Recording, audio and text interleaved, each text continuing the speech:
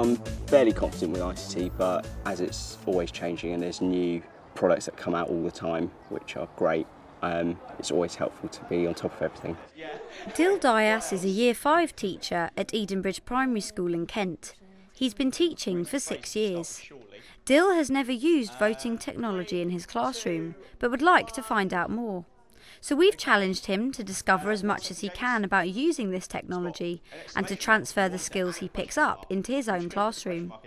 I'm excited about the visit today. I'm eager to learn whether the voting system can be used to enhance learning for a whole unit rather than just a lesson, because I'm aware they can do that.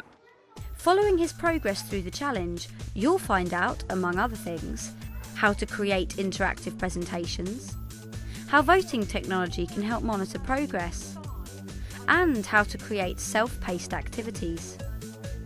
If you want to give it a go yourself, there's a range of useful videos and support materials on the page for this programme on the Teachers TV website. So Dil's travelled to Seaford to meet Kevin Morton, a PE teacher and AST at Seaford Head Community College.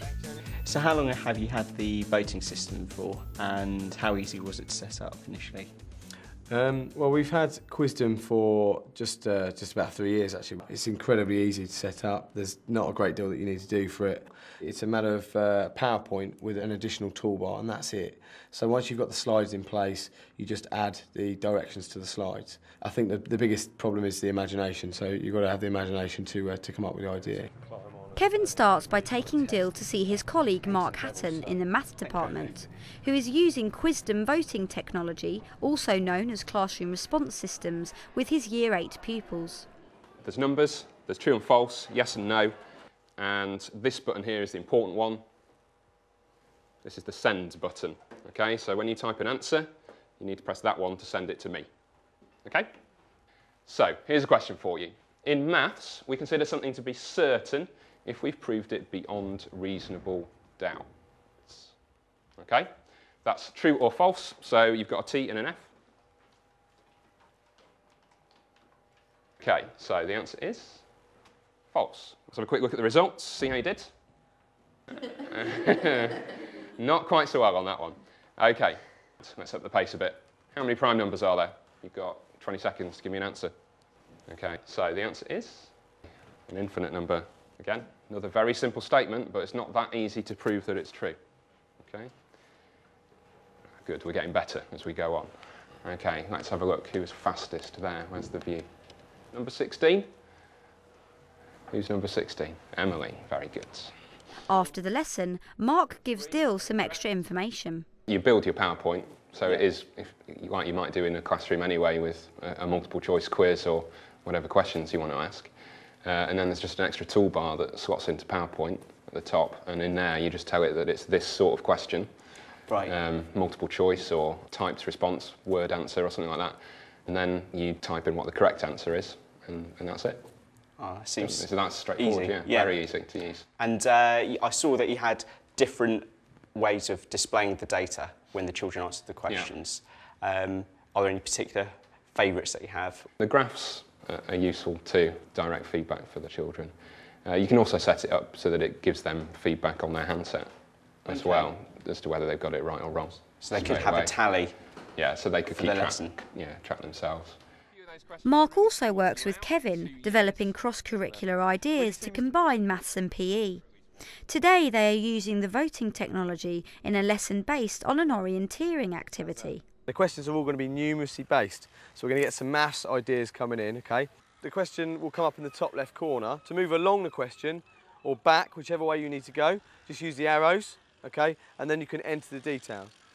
Kevin has devised a variety of questions. Some require the actual answer to be entered in number or text, and others need the pupils to pick the correct answer from a multiple choice question. Once you've entered your information, the send button is this top left one here, okay?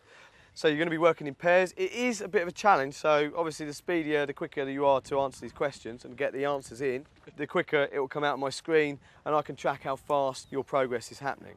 Okay, let's go. We've started, 25 minutes. Students work in pairs, orienteering to different locations around the school. There's a maths question in each location, and the answer has to be typed into the voting pad. So, I mean, the way it's set up, we have this, which is a hub. So this item here plugs into the USB, and this will pick up all the information from the handsets. Yeah. Technically, the signal is supposed to go 300 metres, but they do need to be within kind of line of sight. On here, obviously, we can measure when the students start answering the questions. See, the crosses will dictate that they've got the question wrong, the ticks, obviously, that they've got it right. And from this, I can tell not only the speed and progression that the students are making, but I can also work out in my future planning what questions they found hard. So this is one group over here, take it? Yeah. And these are the questions at the top? That's it. So we can see here that this group have got 30% of the questions right so far. So far, yeah. I can save this information. If I wanted to do the same course, same questions at the start of the year, start of the term, then do it again later at the end of the term, I could then show them the difference between the progress they've made. Oh, brilliant. So that's quite handy. Many of the activities Kevin's created are self-paced. This means all the questions are set beforehand and students answer them in any order they choose and in their own time. Make sure Sir can keep up with you guys, yeah, because these two are pretty fast. So. Pace. Thanks. Have a really good time finding this one. What's the clue in that question? Weedy. The weedy bin's in the car park. We're not allowed to go in the car park, so it must be the bike shed. Right. The centre circle on the football pitch has a radius of 9 metres. What is the area of the centre circle? Use pi equals 3 to make the calculation easier. What the most? Where we score 3, high score 7. High score was by handset number 2, whoever that was. We got 4 right. Not many people got number Most 1. people got number 6. Kevin uses the voting technology in a variety of PE activities. I'm impressed with how the units can display the data in different ways, how you can also keep referring back to it. But I didn't think that it would be possible to have such an open session with it where the children can dictate the pace. I thought it had to be teacher-led the whole way through. The voting pads are a great bolt-on for the lesson. I think that especially with children that aren't as confident, they will have that ability to communicate their answers in a more comfortable environment. Later in the day, Kevin uses the voting technology with his BTEC PE group in a more conventional classroom setting. Students are watching videos of fellow pupils playing tennis and are analysing their technique.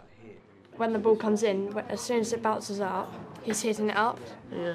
I have to say that his footwork's good. If you look at his feet, every time The students have a number of questions to answer in detail on their sheets. When a question has been completed, they enter yes on their voting pad, so Kevin can monitor their progress. This time, rather than having one computer recording all the pupils' results, Kevin has set up 3 separate computers, each recording the results from a different ability group. These guys look to be working quite well. Yeah. And then these guys have only pretty much just started, so I will try and work out ways to work with those guys next. Yeah. So I'm allowing the students to be able to track, monitor their own progression and hopefully go through the process of learning as well at the same time. That's a great setup because you can usually be fooled by what looks like getting on with your work and working hard. You can actually see the progress. Yeah. How much are the voting systems for a class, for the average class? Roughly for a class size, you're looking at about, I think it's 33 or so in there. We had 2 of the hub devices, so we could split the class in half effectively. You could use it with 2 groups. And for that, it was about £1,700. So it's quite a substantial cost initially, but the benefits are quite big. Dil's now got 2 weeks to devise a lesson plan for his own Year 5 pupils, incorporating voting technology. It's all gone really well. I can't wait to take it back to Edenbridge. Hopefully I'll have some pads waiting for me there. The technology seems relatively simple. I think the main thing that you'd need to have under your belt is the ability to build some presentations. If you can do that, it seems that everything's straightforward really. 2 weeks later, we're back at Edenbridge Primary School. How has Dil got on? I've been practicing with the Qwizdoms. I had a go myself as soon as I got them. We did have a few problems with the voting pads to start with, where some of them were connecting, some of them weren't, but really it was just a case of switching them off, switching them on again to make sure they're all registered at one time, and that seems to have worked and we haven't had any issues since. Today, Dil is using the voting technology with his Year 5 pupils in 2 lessons, numeracy and literacy. He displays questions in a presentation he's created, which the pupils answer together. Dil is able to see how many of them have responded and use this information to decide when to move on to the results or tackle the next question. Right, we're thinking about getting to the next 10, so you might have to think about what is the next 10. 35 add something gets me to the next 10. Okay, I've got 11 people have chosen 5. 2 people have told me what the next number is. Okay, the next multiple of 10 will be 40, you're right, but I ask you to add something to 35 to take me to 40. Dil now sets the pupils off to do some self-paced questions, where they work independently from a worksheet he's created. They enter the correct numerical answer to the questions, and Dil can monitor their progress. Where they're using addition solely, they're doing quite well. They're answering most of them. But as we move into subtraction, division, multiplication, there's fewer and fewer answers. But I've got one pupil here who's attempting them, so that is number 7, and I believe she's sitting over on the far table. So I'll go back to her now, and we'll have a look at that question and see what we can do. So what's the first thing you're going to attempt? So 21 multiplied by 8, you should be able to do that in your head. Is 160? Yeah. After a few days you start to get used to doing all the different buttons and things, and you know what to do in a situation. I think they're easy to use now, so I'm quite confident with them. It saves time for us writing it into our books. If you don't have voting pads in your classroom but would like to try a voting activity with your pupils, look below for a short how-to video detailing how to create a web-based vote. During a literacy lesson in the afternoon, Dil asks his pupils to use the voting pads to evaluate their progress against the success criteria, which he has on display in his classroom. With the voting pads, I was able to save a previous lesson's data in a spreadsheet, put that into a presentation software and show the children where they met the previous lesson success criteria and where there was a great big hole in their learning. What is the area that's missing from the majority of our writing? What things did we miss out from our success criteria? Riley? The persuasive phrases. Yeah, I'd say that's a big gap there. 6, 7 and 8, all there. The pupils return to their books to find examples of where they've already used persuasive phrases or to create new ones. And they enter yes on their keypads to show Dil what they've completed. In literacy, when we're doing our success criteria, we don't usually like to check if we're doing it. And that helps us to check if we're getting our literacy right.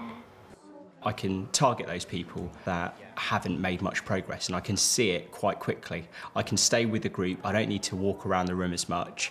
I can look up at the board just like the rest of the children, and I can see if there's any glaring hole straight away. And I can stop the class and I can focus on that, and then hopefully they can make more progress because of it. To finish the day, Dil takes his pupils to the ICT suite, where some of them use the voting software to make their own interactive presentation. Right, Emily and Courtney have created this presentation, but their presentation, unlike yours, is interactive.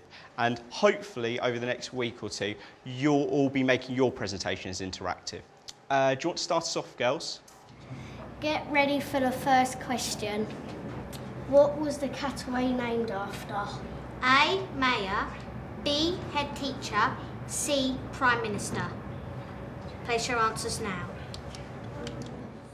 The children were all engaged. Every pupil was motivated to take part in every part of the lesson. Hopefully next year we'll be introducing the voting pads at Edenbridge. We've definitely been persuaded by its uses and the fact that it's so easy to incorporate into our lessons straight away, and the benefits that the children can experience by taking ownership of their learning and also seeing where there may be gaps in their learning and how they can fill those gaps. If you're watching this on the Teachers TV website and are interested to see how teachers of different subjects and key stages use voting technology, then have a look at the Better Learning with ICT case studies below.